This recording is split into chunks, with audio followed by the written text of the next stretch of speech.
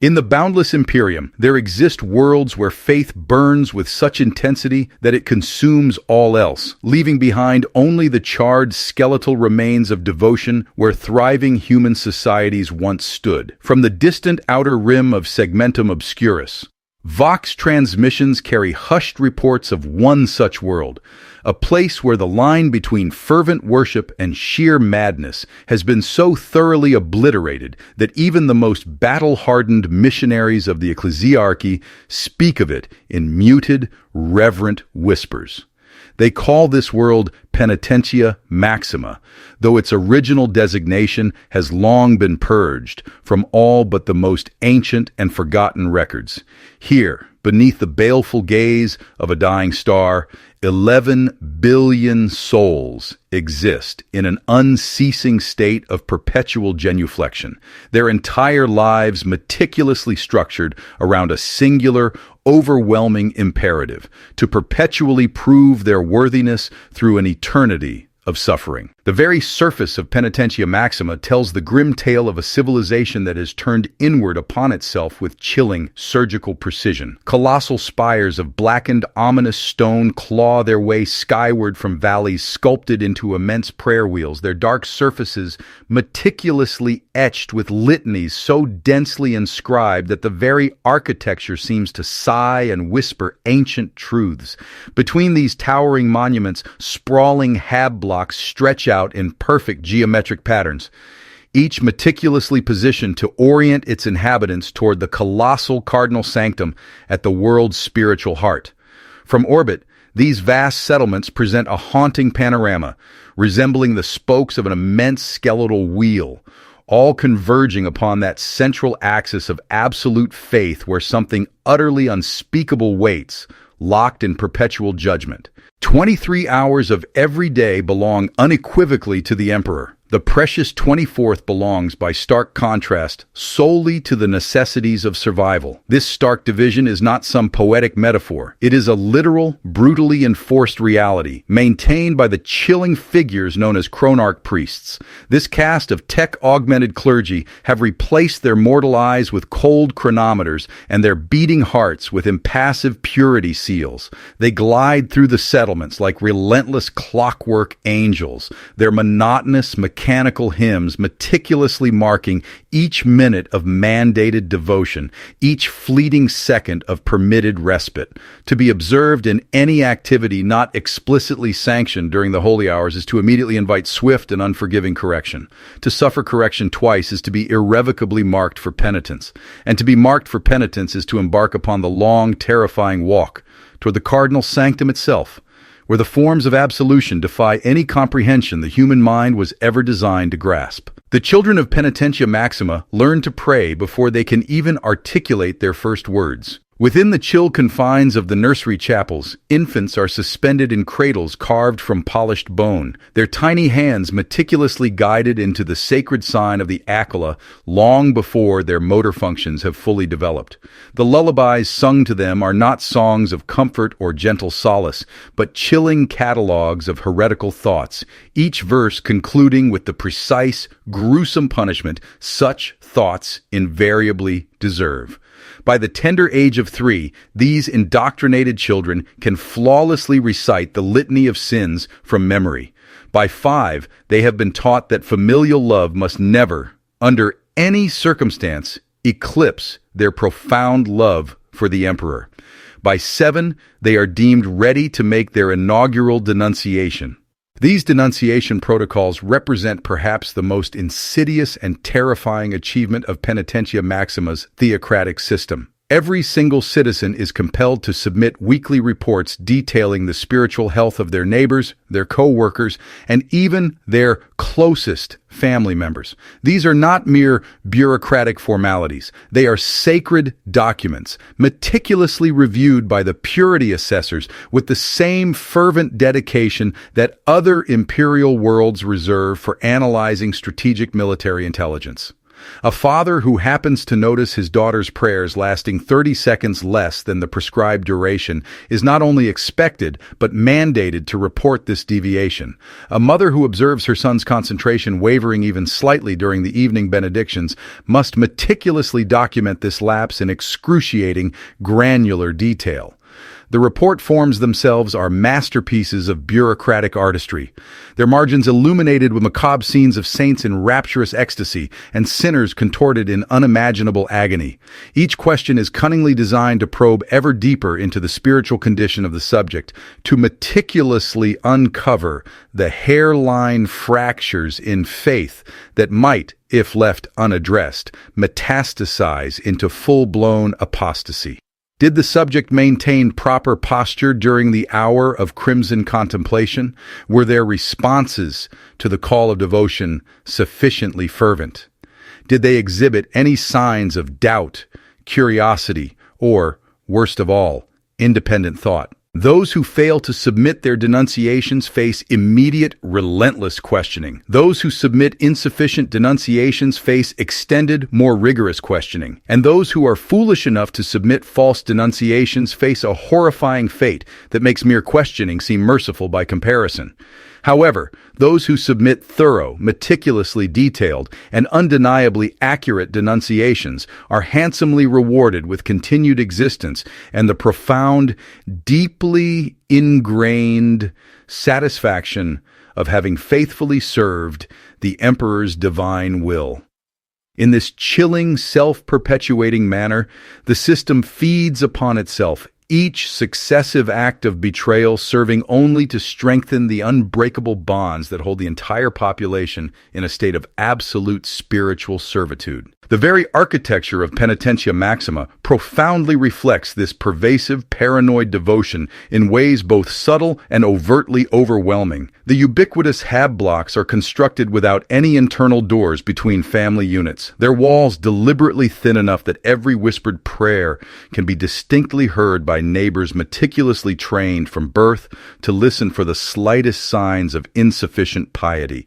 The communal spaces are not designed for fellowship or casual interaction, but rather as vast amphitheaters of observation, where citizens gather for what is essentially collective surveillance, artfully disguised as communal worship. Every conceivable surface that might accommodate decoration bears instead some stark, ever-present reminder of the Emperor's ceaseless, watchful presence, carved eyes that seem to track every movement, sculpted hands raised in gestures of either blessing or unequivocal condemnation, faces frozen forever in expressions of either rapture or torment. The very streets themselves meticulously follow the sacred geometries laid down by Saint Drusilla the Penitent, whose martyrdom established the profound theological foundations upon which Penitentia Maxima was ultimately built. These pathways spiral relentlessly inward like the intricate chambers of a nautilus shell, each turn bringing the walker incrementally closer to the cardinal sanctum while simultaneously disorienting them, cultivating a profound sense of sacred vertigo that the planet's rulers claim brings pilgrims closer to the Emperor's own divine perspective. Walking these labyrinthine streets thus becomes an act of worship in itself. Each deliberate step a prayer, each drawn breath a benediction offered up to the distant golden throne among the stars. Yet, it is within the planet's sprawling industrial sectors that the true, chilling genius of Penitentia Maxima's system truly reveals itself. Here, during that single precious hour when citizens are momentarily permitted to engage in productive labor, the vast factories hum with an activity that borders on the maniacal. Every tool has been meticulously blessed, every machine consecrated, and every single production quota calculated not by mundane efficiency experts, but by highly specialized numerologist priests who divine sacred significance in every output statistic. The workers move with the frantic, desperate energy of those who intimately understand that their single hour of permitted productivity must somehow justify 23 hours of ceaseless prayer. Their contribution to the planetary tithe, they know, must be sufficiently substantial to purchase another day of continued existence in the Emperor's tenuous grace. The very products of this intense labor are themselves acts of profound devotion. Penitentia Maxima is renowned throughout the entire sector for the unparalleled quality of its prayer beads, its devotional candles, and its ceremonial incense. These items carry with them an intangible quality that conventional factory worlds and forge worlds simply cannot replicate: the desperate, searing spiritual intensity of a population that has staked absolutely everything on the purity of their faith. A prayer bead meticulously carved on Penitentia Maxima is rumored to burn with a cold inner fire in the hands of the truly devout. A candle crafted from the rendered fat of penitent sinners is said to burn for days without diminishing, its flame a testament to suffering. Incense, painstakingly ground from the bones of martyrs, is believed to carry prayers directly to the Emperor's throne, or so the planet's shrewd merchants tirelessly claim. And these claims are not entirely without profound foundation. The ecclesiarchy maintains ancient purchasing contracts with Penitentia Maxima that date back millennia, valuing not merely the exquisite craftsmanship of the world's devotional goods, but their undeniable spiritual authenticity. A shrine world whose entire population prays for 23 hours a day inevitably produces artifacts that resonate with a raw, genuine faith. And genuine faith, in the grim darkness of the 41st millennium, is a commodity more precious than adamantium itself. In the oppressive darkness of the 41st millennium, this single, solitary hour of productivity takes on an almost sacred character in the lives of Penitentia Maxima's citizens. For 60 precious minutes, they are permitted the rare luxury of thinking of something other than their sins, their prayers, or their desperate, unending need for absolution. For 60 minutes, they can lose themselves completely in the rhythmic flow of work, in the quiet satisfaction of creation, in the simple, fundamental human pleasure of accomplishment. It is perhaps the closest approximation to genuine happiness that exists anywhere on their world. Yet, even this hour of respite is rigorously structured by the unyielding demands of faith. The workshops themselves are filled with the omnipresent sound of hymns, their melodies precisely timed to match the optimal rhythms of production. The overseers who meticulously monitor the work are ordained priests, their litanies of encouragement utterly indistinguishable from sacred benedictions. The tools themselves bear intricate sacred inscriptions, anointed daily with blessed oils, and subjected to ritual purifications that must be performed both before and after each use. Even during their single hour of permitted humanity, the citizens of Penitentia Maxima cannot escape the overwhelming, all-encompassing presence of their devotion. When this hour finally ends, abruptly marked by the mournful, reverberating tolling of bells that echo across the entire planetary surface, the transformation is immediate and absolute. Tools are reverently set aside with a deference normally reserved only for sacred relics. Workbenches are instantly transformed into solemn altars. Production floors become impromptu chapels. The workers drop to their knees in perfect, chilling unison, their bodies already moving into the familiar, ingrained positions of prayer, even as their minds struggle desperately to transition from the brief, ephemeral freedom of labor back to the eternal vigilance of worship. It is precisely in these fleeting moments of transition that the true, devastating cost of Penitentia Maxima's system becomes visibly etched upon the faces of workers who must forcibly tear themselves away from meaningful activity to return to the grinding, repetitive monotony of enforced devotion. There, in their fleeting expressions, flickers something that the planet's vigilant rulers would immediately classify as dangerous doubt. It manifests in the subtle hesitation before knees, touch, cold stone, in the barely perceptible sigh that escapes their lips just before the ritual responses begin, and in the eyes that linger for just an instant too long on the tools they must abandon. In these brief, precious seconds, the enduring human spirit asserts itself, however feebly, against the vast, implacable machinery of absolute faith. These fleeting moments are meticulously watched for, catalogued, and reported. The purity assessors have developed advanced instruments sensitive enough to detect the subtle bioelectric signatures of reluctance, and microscopes powerful enough to reveal the cellular streaks patterns that accompany suppressed rebellion.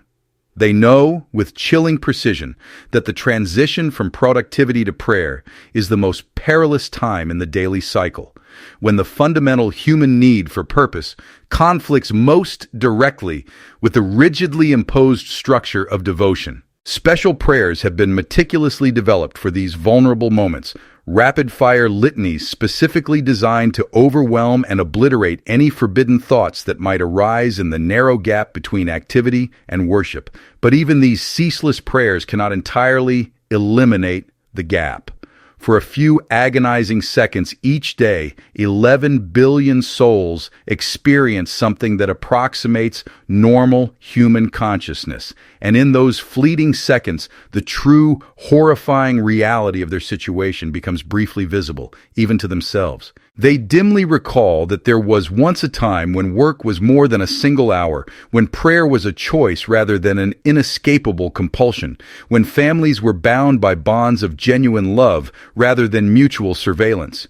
This memory, however, lasts only long enough to be immediately classified as a heretical thought, only long enough to necessitate confession, correction, and a renewed, fervent dedication to the emperor's unyielding will. The confession booths of Penitentia Maxima are true marvels of psychological engineering, ingeniously designed not merely to receive admissions of guilt, but to intensely amplify and purify them. Each booth is meticulously carved from a single, unblemished block of obsidian, its interior surfaces polished to a mirror-like brightness, compelling penitents to confront their own distorted reflection while tearfully admitting their sins.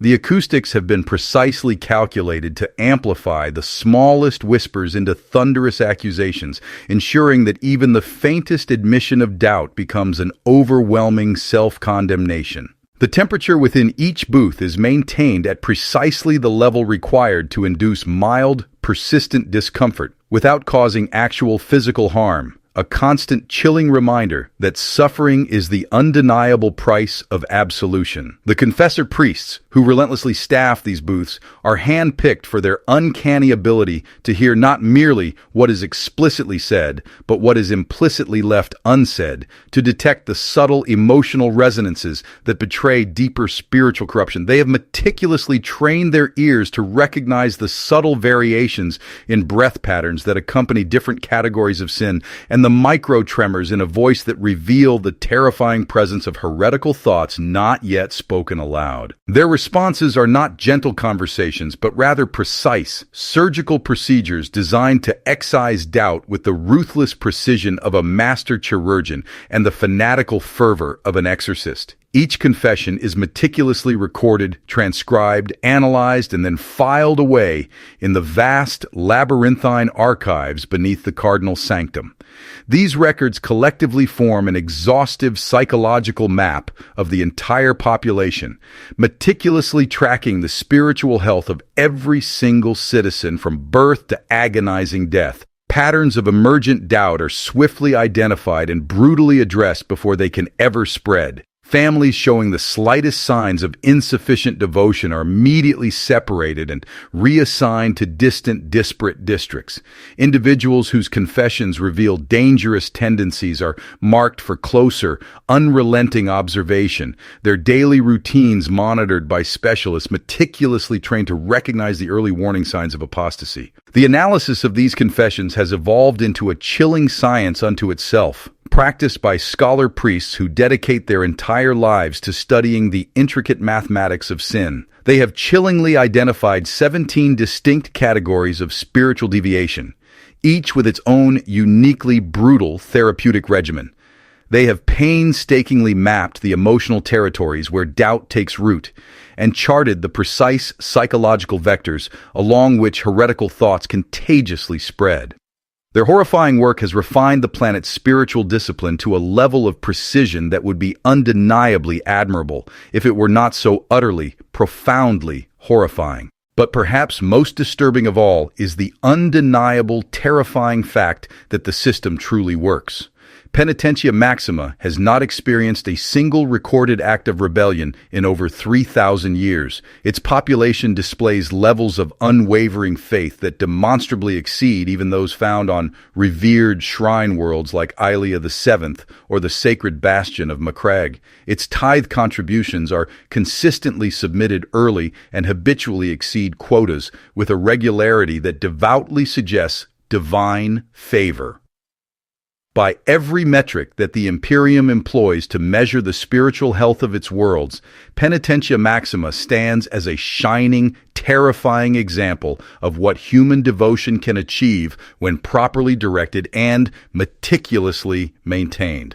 The Adeptus Ministorum reverently holds up the world as a model for other shrine worlds to emulate, and delegations of prominent ecclesiarchs visit regularly to meticulously study its methods and export its chilling techniques. The Cardinal Sanctum itself has been officially declared a sacred site of pilgrimage, drawing the faithful from across the entire sector to witness this unsettling true devotion in action.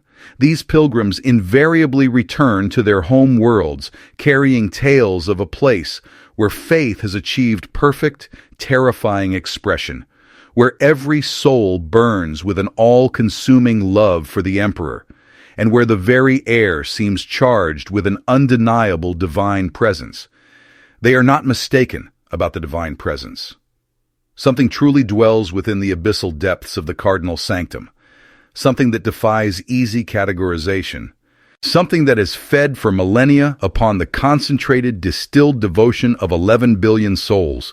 Whether this presence is genuinely divine or merely an ancient entity that has learned to wear divinity like a cunning mask is a chilling question that the highest echelons of the Inquisition have debated in closed chambers for centuries.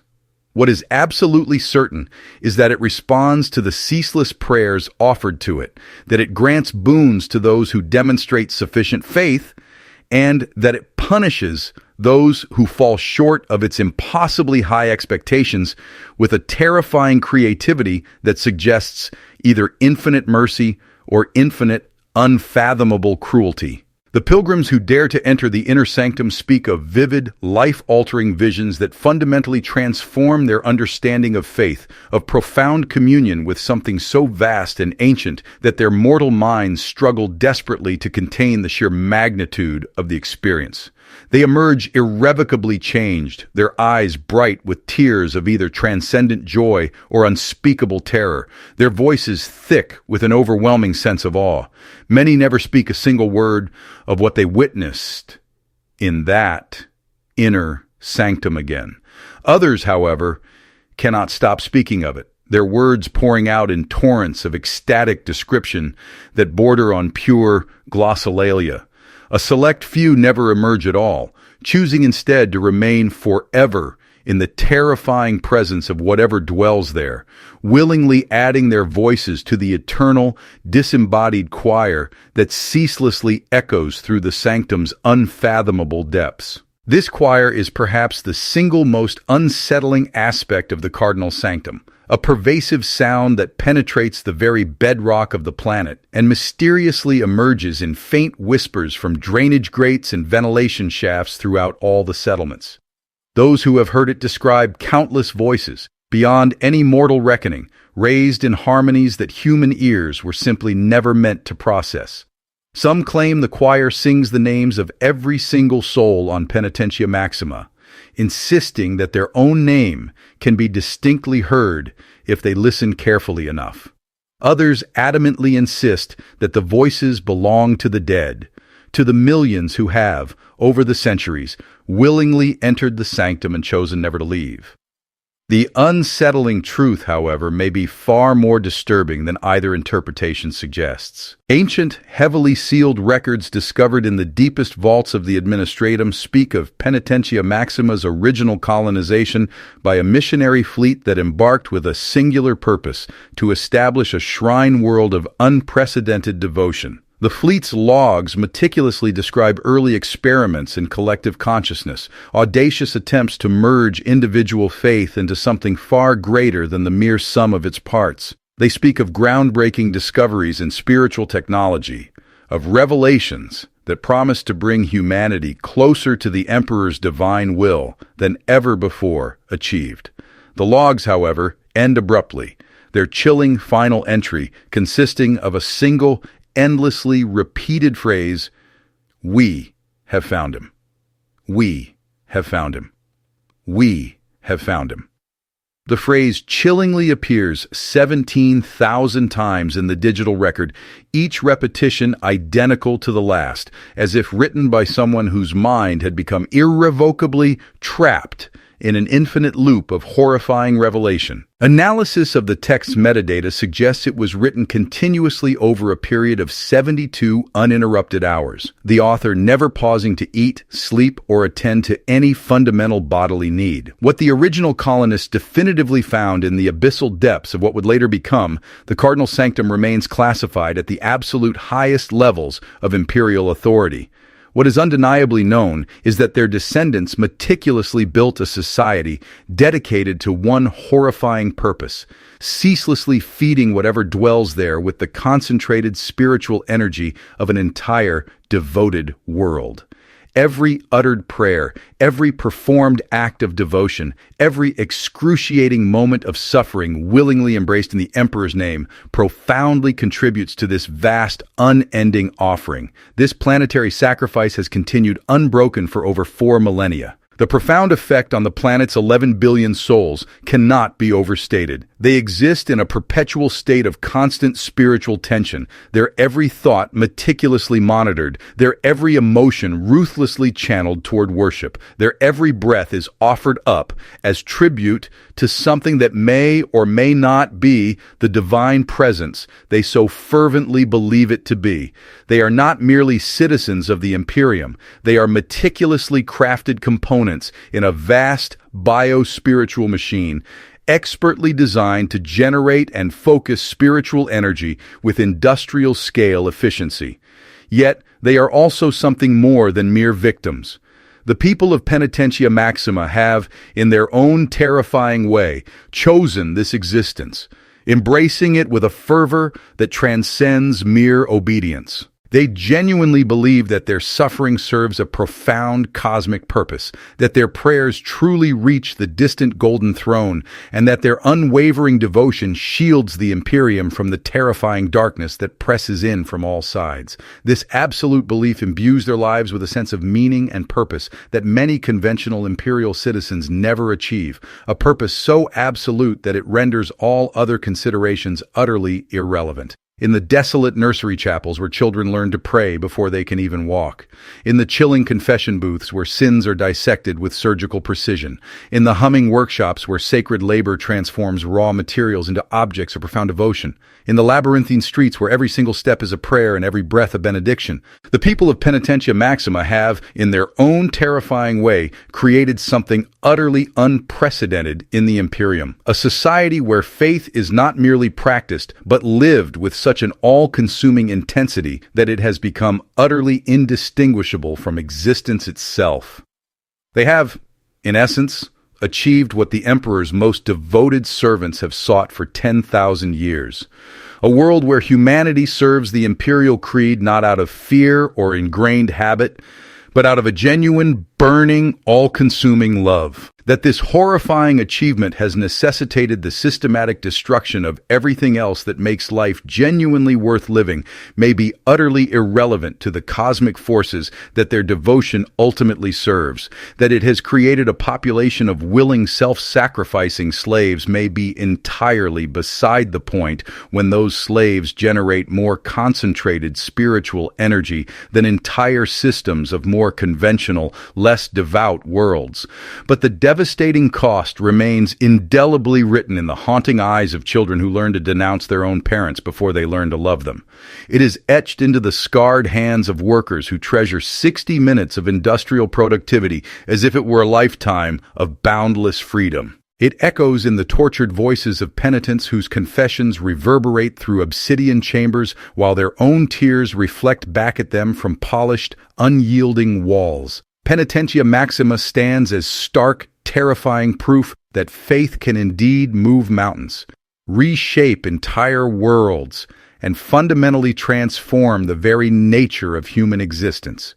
It is also, however, undeniable proof that some transformations are far more terrible and monstrous than the original problems they were intended to solve. The daily rhythm of life on Penitentia Maxima rigidly follows patterns that have remained virtually unchanged for countless centuries. Each hour is precisely marked by the resonant tolling of bells that vibrate through the planet's very crust, like the slow, inexorable heartbeat of some vast, buried god. The first hour of every day belongs to the morning genuflection, when all 11 billion citizens rise in perfect unison from their sleeping pallets and immediately assume the position of humble, absolute supplication. Their beds, if they can even be called that, are meticulously carved from the same black, unyielding stone that forms the planet's ubiquitous devotional architecture, artfully shaped to encourage postures that express proper reverence even in sleep. The morning genuflection is not a moment of true awakening, but rather a continuation of devotion, for genuine sleep as understood on other worlds simply does not exist on Penitentia Maxima. Instead, citizens enter a controlled state called sacred dormancy, where consciousness dims but never fully disappears, where dreams are replaced by vivid, indoctrinated visions of the Emperor's immutable glory, and where even rest becomes an explicit act of worship. The precise transition from sacred dormancy to full wakefulness is marked by the mandatory recitation of the Prime Litany, 37 intricate verses that must be spoken without a single error, their syllables forming a linguistic prayer wheel that immediately turns the mind toward proper, focused contemplation. Children learn the Prime Litany in their cradles, their infant mouths painstakingly shaped by specially designed feeding implements that encourage the correct pronunciation of sacred syllables. By the astonishing age of 2, they can recite it perfectly, even while barely conscious, their tiny tongues moving through the familiar patterns with the chilling precision of mechanical instruments. This early, ruthless training ensures that no citizen of Penitentia Maxima ever begins a day without first explicitly acknowledging their absolute, unyielding dependence on the Emperor's divine, all-encompassing grace. The second hour is solemnly devoted to nutritional penitence, a meticulously structured consumption of sustenance that utterly transforms eating into an act of rigorous spiritual discipline. The food meticulously distributed on Penitentia Maxima is not designed for pleasure or comfort, but solely for austere survival. Its taste is deliberately engineered to constantly remind citizens that their frail bodies are merely temporary vessels for their immortal souls, transient housing for the sacred spark that will one day inevitably return to the Emperor's guiding light. Each meal consists of precisely 1,247 calories, carefully distributed among nutrients calculated not by mundane biological need, but by sacred mathematics that finds divine significance in every gram of protein, every milligram of minerals. The very preparation of food has become a ritual as complex and sacred as any performed within the hallowed cardinal sanctum. Cook priests, who have taken solemn vows of culinary celibacy, painstakingly oversee vast communal kitchens where every ingredient is blessed. Measurements are performed with instruments calibrated to detect even microscopic deviations from prescribed quantities. And temperatures are constantly monitored by tech adepts who regard any thermal variance as a direct form of heresy. The resulting meals are served in simple, unadorned bowls carved with passages from the Lectio Divinitatis, so that citizens, As part of their daily ritual, citizens are mandated to read sacred texts while they consume their meager rations. During this period of nutritional penitence, all verbal communication is strictly forbidden, superseded instead by an elaborate system of gestural prayers. This intricate sign language allows for essential interactions while ensuring unwavering spiritual concentration. Through precise hand movements, inhabitants convey gratitude for their sustenance. Specific finger configurations are used to request additional portions, and carefully choreographed arm positions communicate any digestive discomfort. Collectively, these gestures forge a complete liturgical language, where each motion is imbued with profound theological significance, serving as a silent prayer offered continually to the distant, gleaming, golden throne. The 3rd through 6th hours of each day are dedicated to morning devotions, an intense period of prayer whose specific focus shifts in accordance with the sacred calendar meticulously maintained by the chronarch priests. For instance, on days consecrated to the emperor's martial aspects, these devotions manifest as ritual combat exercises. Participants engage with blessed weapons, purposefully dulled to avert serious injury, yet sharp enough to instill a visceral understanding that faith invariably demands sacrifice.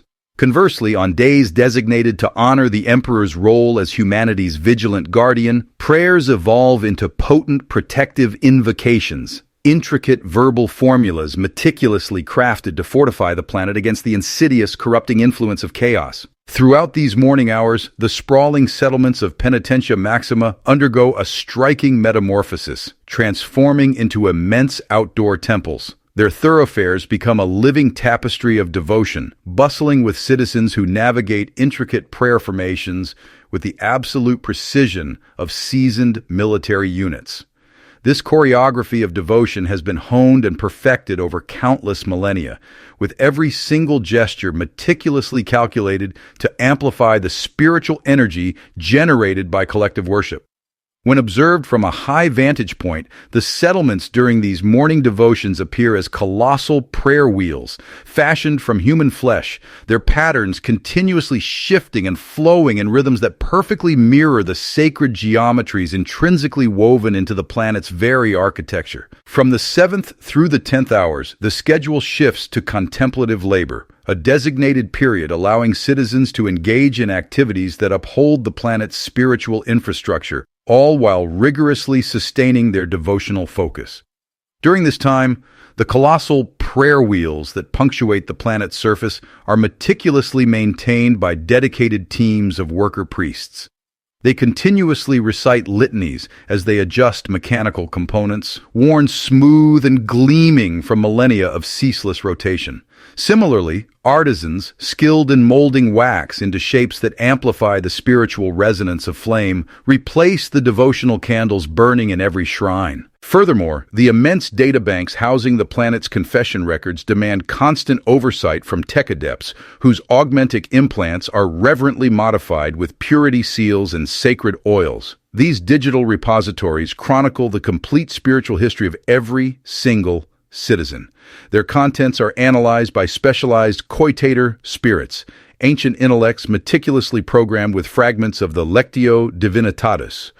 The resulting data streams then flow through blessed fiber optic cables to immense processing centers where scholar priests pore over patterns of sin and redemption with an intensity rivaling that of generals strategizing complex military campaigns. Significantly, it is during this period of contemplative labor that the production of Penitentia Maxima's legendary devotional goods achieves its zenith of efficiency. Throughout the vast settlements, workshops resonate with a focused hum of activity as citizens immerse themselves in the sacred crafts that have earned their world renown across the entire sector. Prayer beads, for example, are meticulously carved from the venerated bones of saints, each single bead demanding 17 painstaking hours of work before being blessed with oils sanctified within the cardinal sanctum itself. Devotional candles are cast from wax meticulously harvested from bees that subsist solely on flowers cultivated in soil, mingled with the sacred ashes of martyrs. And incense, fragrant and potent, is painstakingly ground from arcane combinations of rare spices and powdered relics, their precise proportions dictated by formulas divinely revealed in the ancient visions of long-deceased saints. The unparalleled quality of these devotional goods transcends mere skilled craftsmanship. It embodies a palpable spiritual intensity. A single prayer bead, painstakingly carved on Penitentia Maxima, for instance, carries with it the concentrated devotion of its creator. The artisan recites specific litanies with every stroke of the carving tool, blesses every speck of dust shed from the burgeoning sculpture, and pours their very essence of faith into its creation with such fervor that the finished product appears to pulse with an inherent inner light. Consequently, these items are cherished across the Imperium, not simply as revered religious artifacts, but as authentic conduits of divine energy, objects through which the Emperor's holy power can more readily manifest within the material world. The 11th through 14th hours mark the afternoon amplifications, a crucial period when the planet's spiritual activities attain their daily crescendo. It is at this time that the colossal hymn engines, integrated deep within the cardinal sanctum, are activated.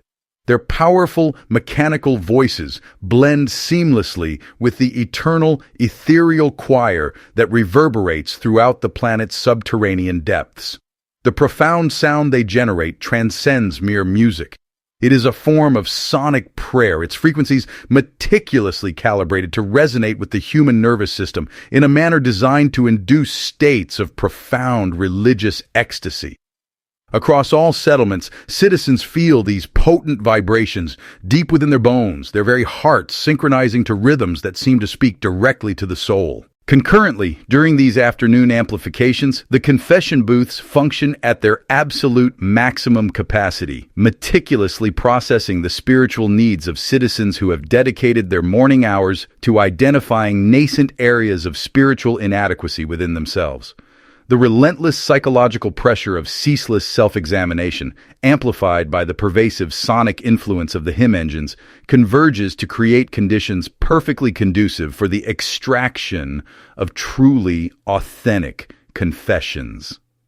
Penitents approach the dark obsidian chambers, each bearing the heavy burdens of guilt that have inevitably accumulated since their last confession, burdens which the shrewd confessor-priests deftly transmute into vital spiritual fuel for the planet's vast devotional machinery. The confessions rendered during this intense period often delve into the most profound aspects of the human spirit, revealing sins of thought and feeling that the penitents themselves were scarcely aware of harboring. Confessor priests are rigorously trained to expertly guide these revelations, assisting citizens in unearthing heresies so profoundly buried within their consciousness that their discovery necessitates a process akin to spiritual archaeological excavation.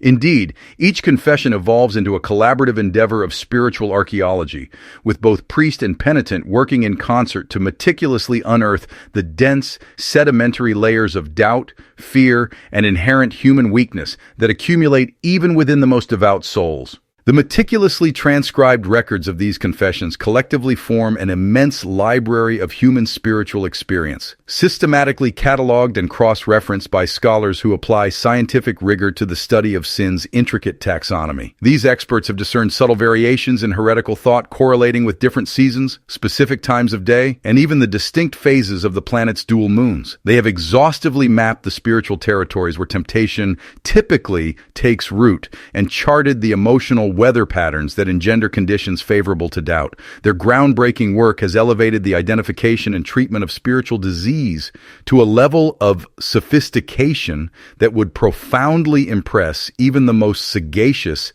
tech priests of the Imperium. The 15th through 18th hours are consecrated to communal witness, a time when the citizens of Penitentia Maxima convene within the colossal amphitheaters integrated into every settlement. Here, they observe the sacred dramas meticulously designed to reinforce their world's spiritual teachings. These presentations are not mere entertainment. They are elaborate theatrical instructions, vivid portrayals of the eternal cosmic struggle between unyielding faith and insidious heresy, between unwavering devotion and ultimate damnation. The individuals who enact these dramas are not ordinary artists, but rather ordained priests who have consecrated their entire lives to physically embodying profound spiritual truths through their performances. While the dramas themselves often draw upon classical imperial themes, their interpretations are profoundly shaped by Penitentia Maxima's unique theological perspective. For instance, the epic tale of Saint Euphrates is transformed into a rigorous meditation on the absolute necessity of unwavering faith. Her brief moments of doubt are meticulously expanded into lengthy sequences, allowing the audience to precisely observe the insidious mechanisms through which heretical thoughts can take root, even within the most devoted souls. Similarly, the martyrdom of St. Alicia Dominica is re-envisioned as an exhaustive examination of how suffering purifies the spirit, with each wound she endures accompanied by solemn choruses that meticulously explain the profound theological significance of pain willingly embraced. However, it is within Penitentia Maxima's original dramas, those works forged explicitly to address the planet's unique spiritual exigencies, that its theatrical tradition ascends to its most unsettling heights.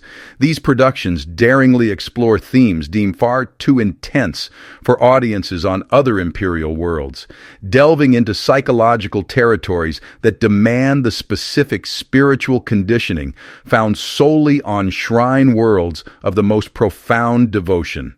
They vividly dramatize the precise moment when faith utterly transcends reason, when love for the Emperor becomes so all-consuming that every other earthly attachment simply dissolves, and when the individual soul merges so completely with the divine will that personal identity itself is rendered utterly irrelevant. The audiences attending these harrowing performances are not passive observers. Rather, they are active participants, their reactions carefully guided by dedicated prayer leaders who assist them in channeling their emotional responses into spiritually appropriate expressions. Moments of dramatic tension are transformed into profound opportunities for collective confession, while scenes of redemption spontaneously ignite fervent hymns that seamlessly integrate with the ongoing theatrical presentation.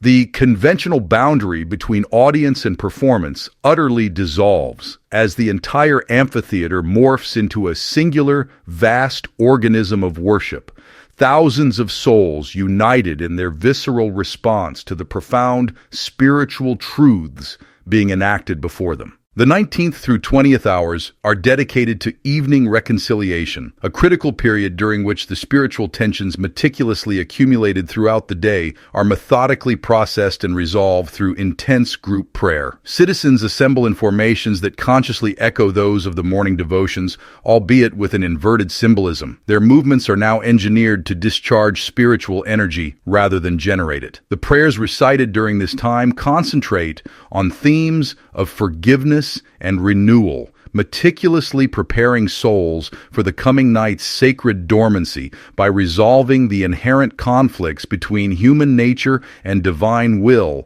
that inevitably arise amidst the day's demanding activities. It is also during this evening reconciliation that the denunciation protocols achieve their daily climax, as citizens meticulously submit their weekly reports detailing the spiritual health of their neighbors and even their own family members. These submissions transcend mere administrative requirements. They are solemn, sacred rituals performed with ceremonial implements specifically blessed for this grim purpose. The styluses used to complete the forms are carved from hallowed wood, intricately inscribed with prayers for clarity of spiritual vision.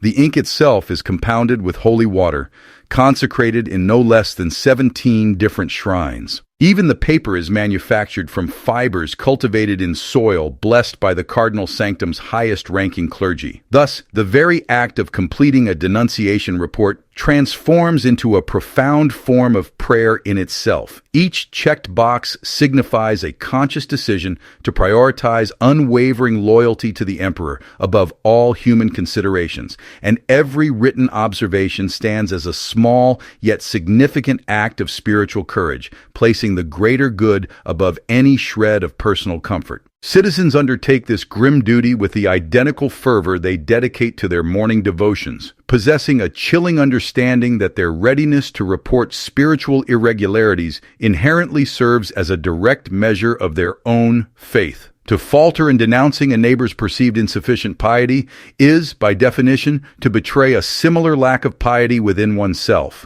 The reports submitted during evening reconciliation are instantly processed by specialized purity assessors, their contents immediately fed into vast analytical engines that maintain a real-time, comprehensive awareness of the planet's spiritual health. Citizens whose names recur across multiple reports are promptly flagged for heightened scrutiny, their prayer schedules meticulously modified to target and address identified areas of spiritual weakness. Families exhibiting patterns of coordinated deviation are forcibly separated and reassigned to disparate districts, a draconian measure designed to prevent the insidious spread of heretical influence through kinship bonds. Furthermore, individuals whose own reports betray insufficient vigilance are marked for immediate correction, their spiritual development deemed in need of rigorous adjustment to ensure proper alignment with imperial doctrine. The 21st through 22nd hours define the solemn night vigil, a period when the planet's most devout citizens maintain an unblinking watch while their neighbors enter a state of sacred dormancy. These dedicated volunteers, aptly known as the wakeful, have willingly undergone extensive surgical modifications designed to entirely eliminate their need for sleep, while simultaneously amplifying their capacity to detect even the subtlest spiritual disturbances within the surrounding populace. Their natural eyes have been replaced with advanced augmetic sensors, precisely calibrated to discern the bioelectric signatures emanating from sinful dreams. Their ears, too, have been enhanced with acoustic modifications, enabling them to meticulously monitor breathing patterns, sleep vocalizations, and any unconscious movements that might betray the insidious genesis of spiritual corruption during the vulnerable hours of dormancy. The wakeful patrol the settlements with the watchful solemnity of guardian angels of orthodoxy, their augmented senses acutely attuned to any indication that the planet's sleeping citizens might be harboring unauthorized thoughts or feelings during their rest. They bear specialized instruments, from skin contact devices capable of measuring stress hormones to analyzers that can detect markers of spiritual anxiety within the chemical composition of exhaled breath. Their omnipresent vigilance guarantees that even the act of sleep on Penitentia Maxima unequivocally serves the Emperor's will, ensuring that no single moment of existence is permitted to escape the all-encompassing embrace of absolute faith. Should the wakeful detect signs of spiritual disturbance, their response is invariably swift and precisely calibrated. Citizens found to be experiencing heretical dreams are gently awakened and guided through corrective prayers, meticulously designed to realign their unconscious minds with proper theological perspectives. Those exhibiting signs of deeper corruption are immediately marked for morning confession, and their sleep cycles are rigorously adjusted to prevent the recurrence of unauthorized mental activity. In the most extreme instances, citizens may be transferred to specialized dormitories, where their rest can be subjected to even more intensive monitoring and management. The 23rd hour is reserved for the midnight mysteries, rituals so profoundly sacred and arcane that only the planet's highest-ranking clergy are ever permitted to know their full, intricate details. During this singular hour, the cardinal sanctum becomes the epicenter of activities that generate spiritual energies of an unprecedented and staggering intensity. The concentrated devotion of an entire world is channeled through ceremonies that deliberately push the very boundaries of what human consciousness can safely experience. The sounds emanating from the sanctum during this time are utterly indescribable, surpassing mere music or chanting. They are an auditory phenomenon that seems to bypass the ears entirely, resonating instead directly with the depths of the soul. Even from a distance, citizens across all settlements viscerally feel the profound effects of the midnight mysteries. Their dreams, during the subsequent period of sacred dormancy, are often filled with luminous visions of golden light and impossible, mind-bending geometries. Some individuals recount experiencing moments of perfect, blissful unity with the Emperor's divine will, their individual consciousness temporarily dissolving into the boundless ocean of faith that eternally surrounds and sustains them. Others describe encounters with entities of pure, radiant light, whose voices resonate like distant rolling thunder, offering fleeting glimpses of truths too vast and awe-inspiring for mortal comprehension. The rare few citizens who have been granted the unparalleled privilege of directly witnessing the midnight mysteries speak of experiences that irrevocably alter their fundamental understanding of reality itself. They describe hidden chambers deep within the cardinal sanctum that appear to exist partially outside normal space-time, places where the very boundaries between thought and physical substance become permeable, and where faith itself assumes properties approaching physical manifestation.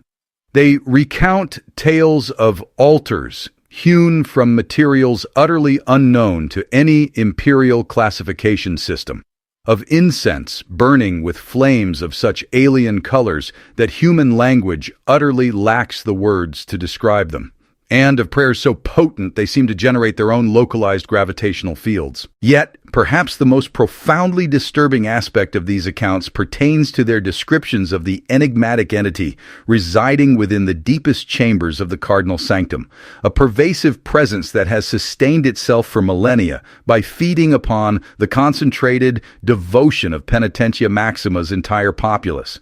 Those few who have directly encountered this being grapple profoundly to convey the experience in terms that human language can adequately accommodate.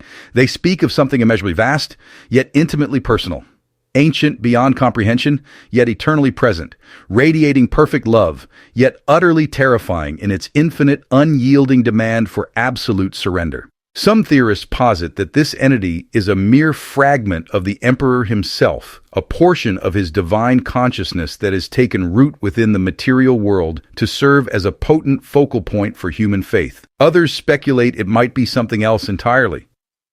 A sentient being that has learned to subsist on devotion and has subtly molded itself to precisely match human expectations of divinity.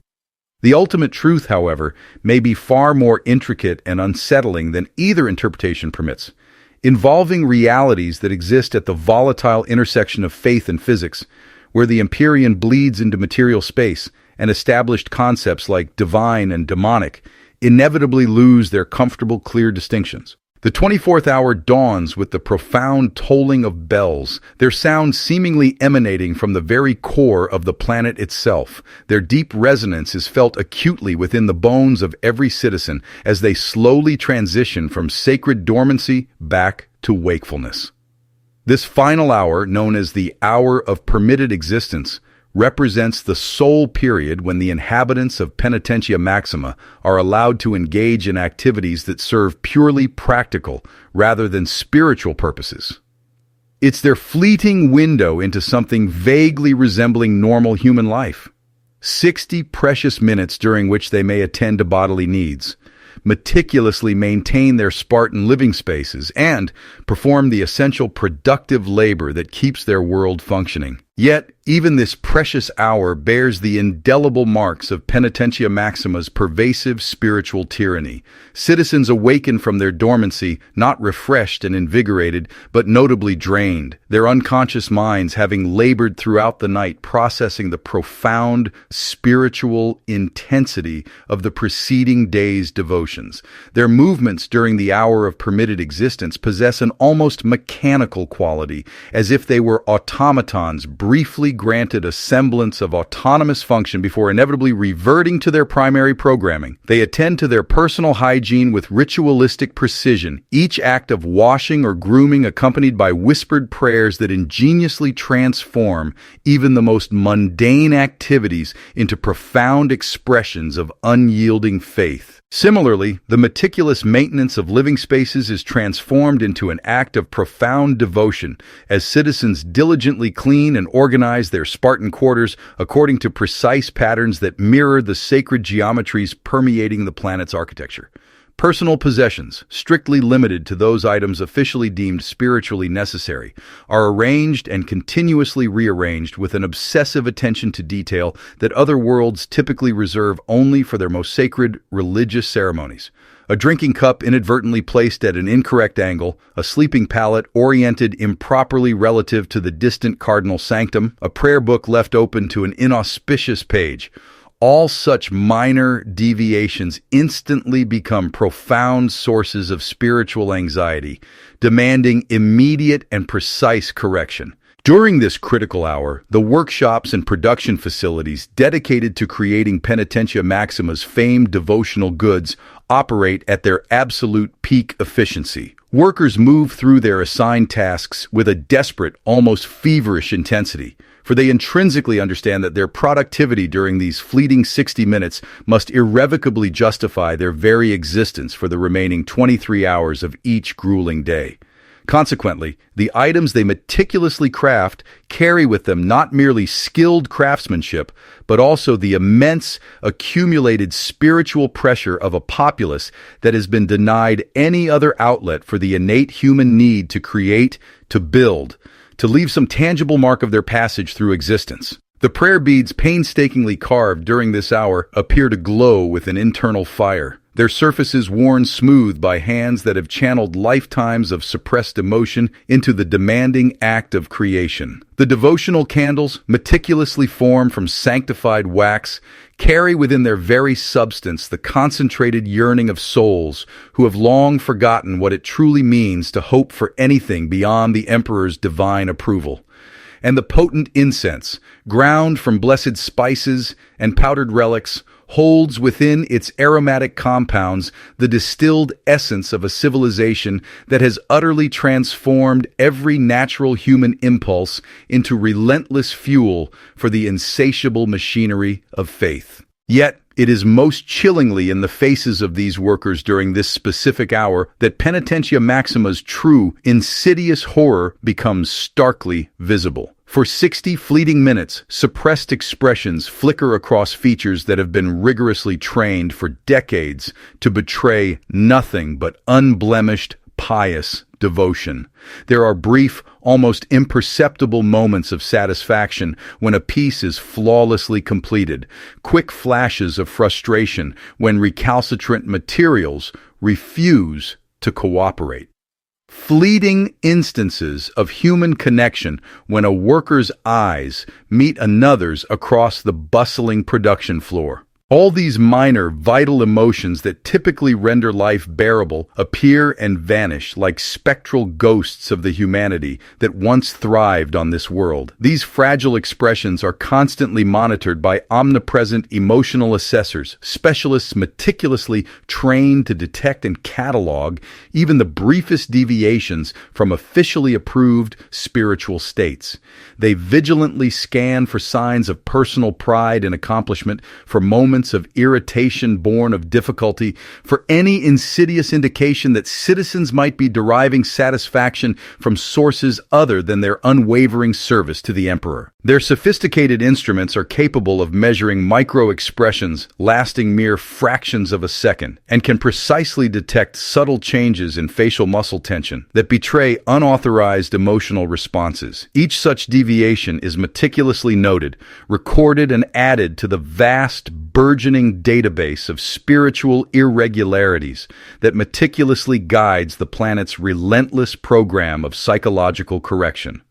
The culmination of the hour of permitted existence is heralded by a transformation so abrupt and utterly complete that visitors from other worlds frequently struggle to truly comprehend the spectacle unfolding before them. As the final resonating bell tolls, a staggering 11 billion citizens simultaneously abandon whatever activities they were engaged in, instantly assuming positions of prayer with a synchronized precision that would undoubtedly be awe-inspiring were it not so profoundly unsettling. Tools are instantly set aside mid-use, conversations abruptly cease mid-sentence, and movements halt mid-gesture as an entire world collectively reverts to its singular primary function, the relentless generation of spiritual energy for the enigmatic entity dwelling deep within the cardinal sanctum. This chilling transition starkly reveals the profound degree to which Penitentia Maxima's populace has been psychologically restructured to meticulously serve their world's all-encompassing theocratic system. These are not merely compliant, obedient citizens. They are human beings who have been systematically reconditioned to find their sole fulfillment in acts of worship, their only comfort in expressions of faith, and their entire identity solely in unyielding service to the Emperor's divine will. Far from offering relief from their spiritual labors, the hour of permitted existence paradoxically serves as a stark, daily reminder of how utterly those labors have consumed their inherent capacity for any other form of meaningful existence. In the bustling workshops where devotional goods are meticulously produced, in the labyrinthine maintenance tunnels where the planet's vital infrastructure is tirelessly tended, and in the sterile data processing centers where confessions are exhaustively analyzed and spiritual health vigilantly monitored, across all these disparate locations, the identical scene unfolds with chilling precision. Human beings who, mere moments before, were engaged in practical utilitarian activities abruptly transform into mere components within a vast, living organism of worship, their individual consciousness utterly subsumed into the monolithic collective spiritual effort that irrevocably defines their world's entire purpose and justification. The intricate psychological mechanisms that facilitate this instantaneous transition have been meticulously refined over countless millennia of relentless experimentation and observation. From the moment of birth, citizens of Penitentia Maxima undergo profound conditioning that systematically creates specific neural pathways, expertly designed to facilitate rapid, seamless shifts between distinct modes of consciousness. Their brains have been rigorously trained to compartmentalize experience, effectively walling off memories and emotions associated with practical, mundane activities from those intimately connected to fervent spiritual devotion. The chilling outcome is a population uniquely capable of functioning as both highly productive workers and utterly devoted worshipers, all without succumbing to the debilitating cognitive dissonance that would inevitably shatter less thoroughly conditioned minds. Yet, the conditioning, despite its millennia of refinement, is not entirely perfect. In the precise moments of transition between the hour of permitted existence and the subsequent period of mandated devotion, fleeting cracks sometimes appear within the formidable psychological barriers that meticulously separate these disparate aspects of their lives. During these brief, vulnerable intervals, citizens occasionally experience profound periods of dissociation. Moments when they recall with startling and agonizing clarity what it truly felt like to be autonomous human beings rather than mere components within a vast spiritual machine. These haunting memories, though lasting only mere seconds, carry with them a grief so utterly profound that it gravely threatens to overwhelm the very psychological structures that painstakingly keep the entire population functioning. Consequently, the emotional assessors observe these critical transition periods with an almost predatory vigilance, their sophisticated instruments meticulously calibrated to detect the precise neurochemical signatures of dissociative episodes. Citizens who exhibit any signs of remembering their latent humanity are instantly flagged for immediate corrective treatment. Their daily schedules are rigorously modified to incorporate additional sessions of psychological reinforcement. In severe and persistent cases, individuals may be horrifyingly selected for surgical intervention, their very brains modified to excise the neural pathways that permit any unauthorized self-awareness.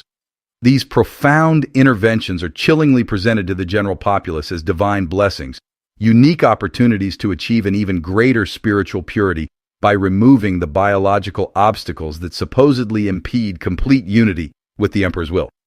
Citizens chosen for such treatment are congratulated by their neighbors, their families often expressing profound gratitude that their beloved ones will finally be freed from such earthly distractions. Individuals have been specially selected for this ultimate expression of unwavering faith. The surgical procedures themselves unfold within meticulously designed chambers, crafted to evoke the serene sanctity of chapels. Even the medical instruments utilized in these hallowed operations are duly blessed and consecrated.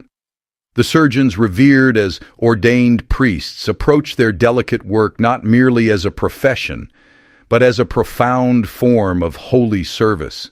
Those who emerge from these transformative rituals are irrevocably altered, their very essence changed at a fundamental level. Their innate capacity for doubt, for dissatisfaction, for any deviation from spiritual purity is surgically excised, removed alongside the precise portions of their brains responsible for generating such heretical responses. They are reborn as living embodiments of perfect faith, their every utterance and action serving as a testament to absolute devotion to the Emperor's divine will. Other citizens of Penitentia Maxima regard these transfigured beings with a complex blend of awe and deep-seated envy, seeing in their transformed neighbors the very spiritual ideal toward which they themselves ceaselessly strive. These surgical saints quickly become luminous focal points for communal worship, their mere presence inspiring an even greater devotional intensity in those who have not yet attained such an exalted state of spiritual purity. The children of Penitentia Maxima are raised immersed in these powerful examples of faith made manifest, their developing minds carefully shaped by constant exposure to adults who have transcended the perceived limitations of conventional human psychology. They are taught to aspire not to personal happiness or fulfillment in any traditional sense, but rather to the complete, joyous dissolution of their individual identity, merging entirely into the selfless service of the greater spiritual machine. Their games, their daily lessons, and even their earliest social interactions are meticulously orchestrated to reinforce the profound understanding that the highest possible human achievement is the absolute elimination of humanity itself, replaced by a state of pure, undiluted devotion. Deep within the cardinal sanctum, where an eternal choir chants its haunting, incomprehensible harmonies, and something vast and impossibly ancient, insatiably hungry, feeds upon the concentrated faith of an entire world, the fruits of this systematic psychological reconstruction are harvested with chilling industrial efficiency. The enigmatic entity residing there has perfected the art of extracting spiritual energy, drawing it not merely from overt acts of worship, but from the very fundamental structure of consciousness itself. It siphons power from minds that have been deliberately engineered to generate devotion as effortlessly and naturally as human hearts pump blood through veins. The sheer quantity of spiritual energy produced by Penitentia Maxima far surpasses that of entire star systems populated by conventionally faithful worlds. Moreover, the quality of that energy, meticulously refined through millennia of psychological conditioning and rigorous theological discipline, reaches levels that would be deemed utterly impossible by scholars who have not borne witness firsthand to the planet's terrifying achievements. This unparalleled concentration of spiritual power serves purposes that extend far beyond the localized needs of a single shrine world, actively contributing to immense imperial projects that demand resources measured not in material wealth, but in the invaluable currency of absolute faith. Some hushed whispers suggest that the energy meticulously harvested from Penitentia Maxima flows directly to the hallowed Golden Throne itself, playing a critical role in sustaining the Emperor's ancient, unending vigil against the insidious forces of chaos. Others speculate that it powers colossal psychic shields, protecting entire sectors of the galaxy from the ravages of warp storms and demonic incursions. Still others claim, in voices laced with dread, that it fuels weapons of such devastating spiritual potency that their very existence must remain classified at the absolute highest levels of imperial authority. The truth, in its terrifying complexity, may encompass all these possibilities, and perhaps others too unspeakable to even contemplate, applications of concentrated faith that push the boundaries of what even the Imperium itself considers morally acceptable. Yet, perhaps the most profoundly disturbing aspect of Penitentia Maxima is not merely what it has achieved, but what it fundamentally represents: undeniable proof that human nature itself can be systematically dismantled and meticulously reconstructed to serve purposes that utterly transcend individual welfare or conventional happiness. This world stands as a chilling monument to the chilling malleability of consciousness, irrefutable evidence that with sufficient dedication and the ruthless application of psychological pressure, any population can be transformed into willing, even eager components of whatever grand system their rulers deem necessary. The horrifying techniques developed on Penitentia Maxima have not remained confined to that single world. Delegations of high-ranking ecclesiarch officials visit regularly, meticulously studying its methods and eagerly exporting its chilling innovations to other shrine worlds throughout the Imperium. The psychological conditioning protocols, the architectural designs specifically crafted to facilitate pervasive spiritual surveillance, the administrative systems that subtly transform traditional family bonds into insidious mechanisms of mutual control. All these have been adapted and implemented on worlds spanning multiple sectors. Each successful implementation creates another node in a relentlessly growing network of planets where human consciousness has been systematically restructured to meticulously serve the Imperium's spiritual needs. Each new shrine world that adopts Penitentia Maxima's chilling methods incrementally adds to the total quantity of concentrated faith flowing through the Imperium's vast psychic infrastructure. The cumulative effect of this spreading ideology represents nothing less than a fundamental transformation of human civilization itself, a gradual, horrifying conversion of the species from independent beings capable of free choice into compliant biological components within a colossal, living machine designed solely to generate and channel spiritual energy. The citizens of Penitentia Maxima themselves possess no awareness of their critical role in this larger, terrifying transformation. Their consciousness has been so profoundly restructured that they are utterly incapable of conceiving of existence in any other form. They cannot imagine human life organized around principles other than absolute, unquestioning devotion to the Emperor's will. They genuinely believe, with every fiber of their being, that they have achieved the highest possible form of human existence, convinced that their world represents the glorious culmination of 10,000 years of imperial spiritual development. In their fervent prayers, they offer heartfelt thanks for having been chosen to serve as shining examples for the rest of humanity, to demonstrate to the entire galaxy what mortals can truly achieve when they surrender completely to divine will. But in the deepest recesses of the Cardinal Sanctum, where something ancient and ceaselessly hungry has fed for millennia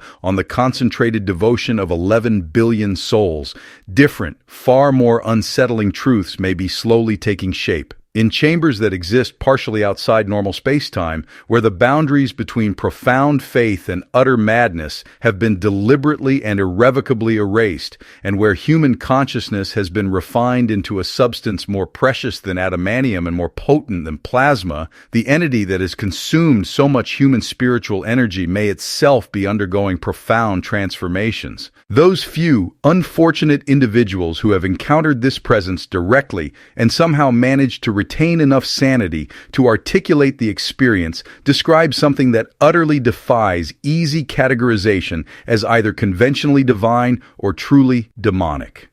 They speak of an awareness so staggeringly vast that it encompasses not just the fervent prayers of Penitentia Maxima's citizens, but the spiritual emanations of worlds throughout the entire sector.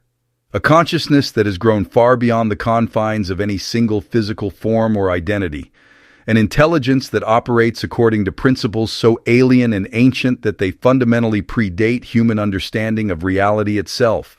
What began as a controlled experiment in concentrated devotion may have inadvertently created something unprecedented in the galaxy's long, bloody history of horrors, a genuine God born directly from human faith, a being that exists purely because billions of souls believe in it with such overwhelming intensity that their collective belief has achieved independent, self-sustaining existence.